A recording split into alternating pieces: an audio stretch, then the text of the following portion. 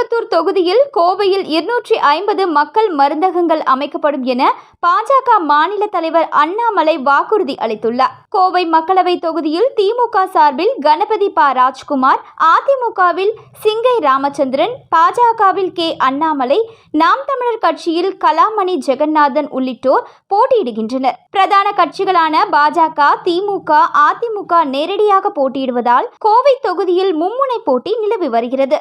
3 கட்சி வேட்பாளர்களும் கொளுத்தும் வெயிலிலும் பம்பரமாக சுழன்று வாக்கு சேகரிப்பில் ஈடுபட்டு வருகின்றனர். இந்த நிலையில் என் கனவு நமது கோவை என்ற தலைப்பில் கோவை மாவட்டத்திற்கான 100 வாக்குறுதிகள் அடங்கிய தேர்தல் அறிக்கையை பாஜக மாநில தலைவரும் கோவை வேட்பாளருமான அண்ணாமலை இன்று வெளியிட்டார். அதில் கோயம்புத்தூரில் மத்திய போதைப்பொருள் தடுப்பு பிரிவு அலுவலகம் அமைக்கப்படும், NIA கிளை அமைக்கப்படும், காமராஜர் பெயரில் நடமாடும் உணவகங்கள் அமைக்கப்படும், 250 மக்கள் மருந்தகங்கள் அமைக்கப்படும், கோயம்புத்தூரில் இருந்து ஆன்மீக தலங்களுக்கு 10 ரயில்கள் இயக்கப்படும், 4 நவோதயா பள்ளிகள் அமைக்கப்படும், கோயம்புத்தூரில் மெட்ரோ ரயில் திட்டத்தை விரைந்து செயல்படுத்த நடவடிக்கை எடுக்கப்படும், கோவையில் ஸ்மார்ட் சிட்டி திட்டத்தில் நடந்த ஊழல்கள் குறித்து விசாரித்து காரணமானவர்கள் மீது நடவடிக்கைகள் எடுக்கப்படும் என்பன உள்ளிட்ட வாக்குறுதிகளை அவர் அளித்துள்ளார்.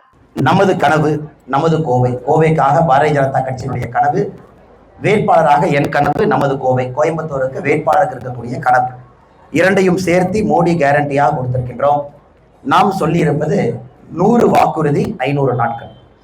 500 நாட்கள்ல கோவைக்கு 100 வாக்குறுதி தான் நம்முடைய மேனிஃபெஸ்டோனுடைய முக்கியமான இது.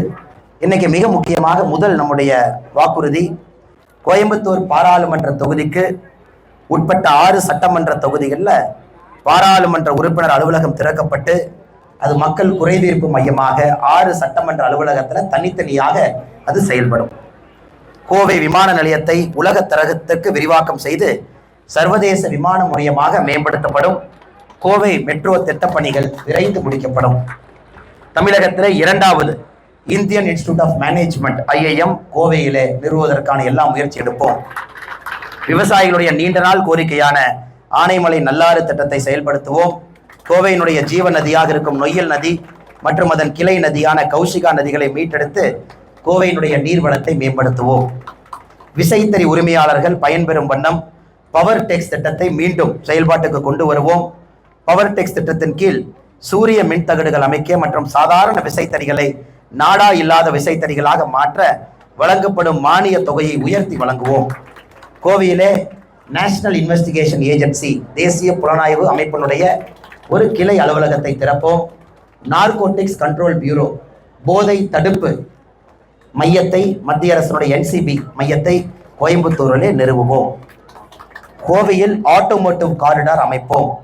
கோவை டிஃபென்ஸ் காரிடாரில் செமிகண்டக்டர்களை தயாரிக்க பாதுகாப்பு அமைச்சகத்திடம் வலியுறுத்துவோம். கோவை பாராளுமன்றத்தில் மத்திய அரசினுடைய 4 நவோதயா பள்ளிகளை அமைத்து நமது குழந்தைகளுக்கு உலகத்தரம் வாய்ந்த கல்வி கிடைக்க வழிவகை செய்வோம். இந்த பகுதியினுடைய விளையாட்டு வீரர் வீராங்கனைகளுக்கு சிறப்பான பயிற்சிகள் கிடைப்பதை உறுதி செய்ய ஆசியாவின் மிகப்பெரிய விளையாட்டு பயிற்சி மையங்களில் ஒன்றான தேசிய விளையாட்டு ஆணையம் Patiala, sports authority of India Patiala, அதனுடைய கிளை பயிற்சி மையம் கோவையில் அமைப்பதற்கு பாடுபடுவோம். கோயம்புத்தூர் பாராளுமன்ற தொகுதிக்குள்ள அடுத்த 500 நாட்களுக்குள்ள, அதாவது 1.5 வருஷத்துல 250 மோடி ஐயாவுடைய மக்கள் மருந்தகங்களை நிறுவுவோம். வயோதிகர்கள் உடல் ரீதியான மற்றும் உளவியல் ரீதியான சிறப்பு மருத்துவ தேவையை பூர்த்தி செய்ய கோவையில் உலகத்தரம் வாய்ந்த தேசிய முதியோர் நல மருத்துவ மையம், national institute of ageing for our older generation, அதை கோயம்புத்தூர் அமைப்பதற்கு நடவடிக்கை எடுப்போம். நாடு முழுவதும் உள்ள புராதனமான ஆன்மீக தலங்களுக்கு கோவையிலிருந்து 10 புதிய ரயில்கள் இயக்க முயற்சி எடுப்போம். சபரிமலை யாத்திரையை ஒருங்கிணைக்க கோயம்புத்தூரிலே உதவி மையத்தை அமைப்போம். கொங்கு மண்டலத்தில் மத்திய அரசின் உதவியோடு உயர்தர புற்றுநோய் சிகிச்சை மருத்துவமனையை நிறுவுவோம்.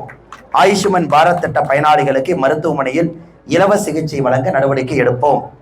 கர்மவீரர் காமராஜர் அவர்கள் நினைவாக அரசு மற்றும் தனியார் பங்களிப்போடு கோவை மாநகரில் 3 ஃபுட் பேங்கை அமைப்போம். அதாவது எந்த நேரமும் எப்ப வேண்டுமானாலும் யாருக்கு வேண்டுமானாலும் உணவு கொடுப்பதற்காக தனியாரோடு கைகோர்த்து 3 கர்மவீரர் காமராஜர் ஐயாவுடைய பேர்ல 3 ஃபுட் பேங்க் கோயம்புத்தூர் மாநகரில் உருவாக்கப்படும்.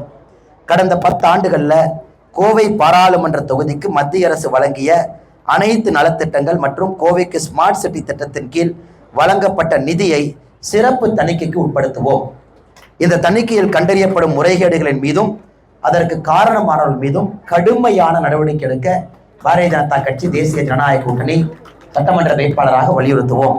நம்முடைய நோக்கம் பாராளுமன்ற உறுப்பினராக மக்கள் ஆசீர்வாதத்தை கொடுக்கும் பொழுது பாரதிய ஜனதா கட்சி தேசிய ஜனநாயக கூட்டணி உங்கள் அன்பு தம்பி அண்ணாமலை 5 ஆண்டுகள் முடியும் பொழுது கோவை மாநகரம் இன்டர்நேஷனல் மேப்ல கோவை மாநகரம் இருக்கும். அதற்கான எல்லா முயற்சியும் எடுத்து இன்னைக்கு இருக்கக்கூடிய பிரச்சனைக்கான தீர்வு, நாளைக்கு வரப்போகின்ற பிரச்சனைகளை இப்பொழுதே ஆராய்ந்து அதற்குமான தீர்வு நம்முடைய தேர்தல் அறிக்கையில் இருக்கு. இது 100 வாக்குறுதி 500 நாள், இதுதான் நம்முடைய இலக்கு.